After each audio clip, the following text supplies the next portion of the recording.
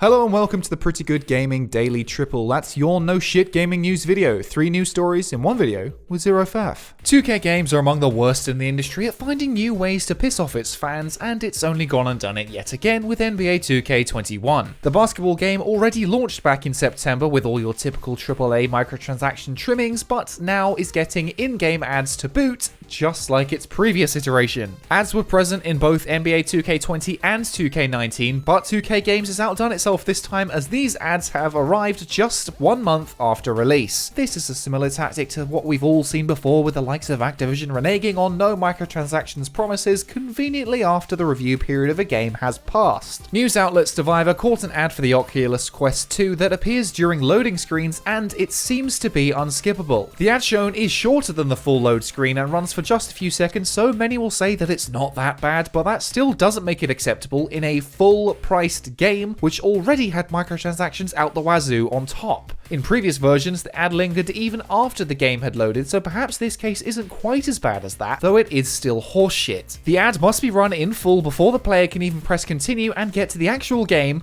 you know, the thing that they paid for, with real money. Mobile games have been running ads pretty much since day one, but the difference here is that those games are usually free. If 2K wants to start releasing the NBA games as free-to-play titles with ads and all the microtransactions it can manage, then go right ahead, because you're not dropping a bunch of money on them. But of course that's never going to happen because they won't make as much money. They'll still make loads of money, but not quite as much. And then consider the fact that next-gen games are about to increase in price and all this shit is flying now. How much worse is it about to get? This isn't even the first case of in-game ads this year, as EA pulled the exact same trick as recently as September, where it introduced in-game ads to UFC 4 before quickly removing them due to fan outcry. I mean, The Boys is a really great show and I recommend it to everyone, but you shouldn't be seeing it in a game that you paid $60 for, soon to be $70. Anytime these sorts of stories come round, I feel drained like an old man shouting at a cloud because I was never going to buy this shit anyway. The only way that this crap will ever stop is if you lot stop buying them, and even then I'm sure that most of you watching this channel are of the same mind as me and will steer well clear of these games. It's clear I'm preaching to the choir, but if I can just convince one person not to buy into 2K's bullshit, then that's a win. If 2K can do it, they will continue to do it and won't change unless their bottom line suffers, which won't happen until people stop buying it. If not, it will just be the same shit over and over and over again, and I barely have the energy to be mad about it anymore, but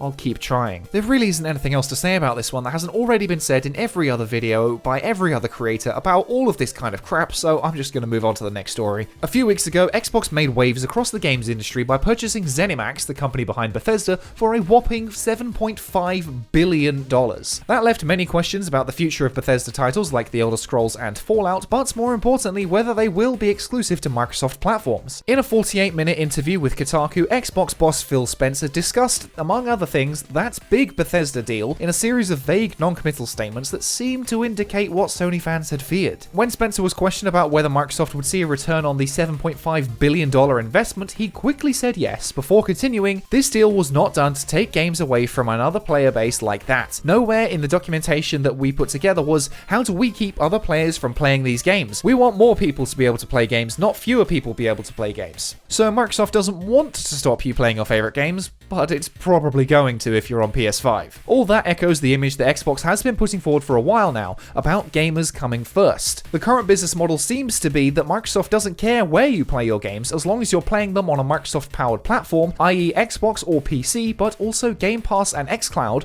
which Spencer reiterates. But I'll also say in the model, I'm just answering directly the question that you had, when I think about where people are going to be playing and the number of devices that we had, and we have xCloud and PC and Game Pass and our console base, I don't have to go ship those games on any other platform other than the platforms that we support in order to kind of make the deal work for us, whatever that means. In a roundabout way, Spencer is saying that if they launch games on all their platforms, console, PC, Game Pass and xCloud, then they're covered in terms of the deal. But it's still unclear what exactly that means for PS5, though it certainly doesn't look good. Spencer has said in the past that Microsoft will handle Bethesda exclusivity on a case-by-case basis and hasn't ruled out the PS5 entirely. Bethesda games coming to Game Pass is arguably a much much bigger deal than the question of exclusivity because it means that subscribers will get to play these titles for a fraction of the cost they would otherwise. It's certainly possible that games like Doom or Wolfenstein will still come to PS5, but will also launch on Game Pass for PC or console, meaning that Microsoft users still get a much better deal without losing that hefty install base of the PS5. All in all though, this is still not a concrete confirmation of any kind of exclusivity, and I won't waste your time by speculating any further, though I would say that we probably won't find out one way or the other until a new game is given a release date, and given that Starfield and The Elder Scrolls 6 are still a long way out,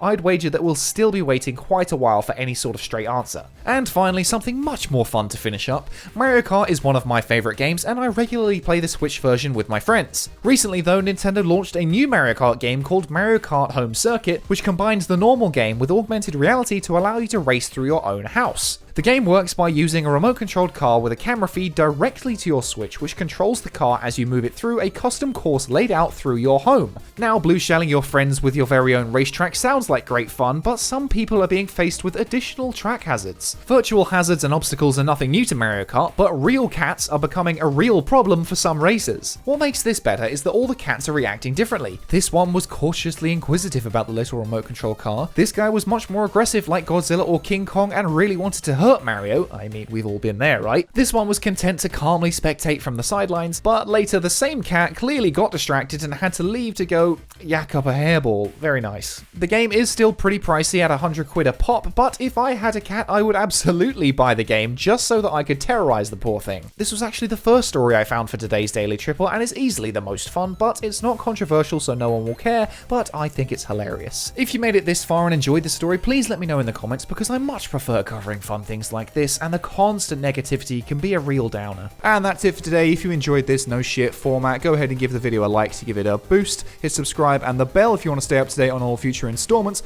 toss a coin to your YouTuber over at patreon.com/prettygoodgaming. I've been Henry Cooper, that's all for today, bye for now.